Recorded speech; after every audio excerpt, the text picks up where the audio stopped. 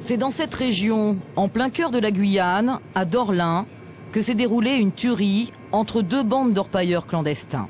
Le bilan est lourd, 9 morts, 2 blessés graves. Nous avons depuis quelque temps des bandes qui sont arrivées, lesquelles bandes veulent en gros racketter et prendre le contrôle d'un ensemble d'orpailleurs sur une zone. Cette bande-là, il y a 2 jours a priori, aurait tué un chef de site pour s'emparer de sa production et de son site. Une autre bande a réagi et donc on a eu l'affrontement de 2 bandes qui ont donné pratiquement 9 morts répartis entre les 2 bandes. Le secteur où s'est déroulé cet affrontement appartient à la société aurifère Haut Platin. Son président réagit ce soir.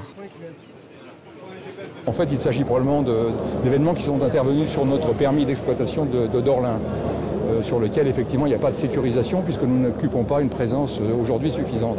Donc je crois qu'il faut absolument arriver à faire cesser ces événements qui sont tout à fait regrettables à tout point de vue et qui font obstacle, je dirais, dans l'opinion publique et dans l'esprit aussi des exploitants à une exploitation relativement paisible sur nos différents sites miniers qui sont, on est obligé de le dire, qui sont pour la plupart gardiennés compte tenu de l'insécurité qui règne encore, malgré encore une fois les efforts dont le président nous a dit qu'ils allaient être intensifiés. Selon la gendarmerie, cette bande qui sévit actuellement sur les sites d'orpaillage clandestins serait très dangereuse et munie d'armes de guerre.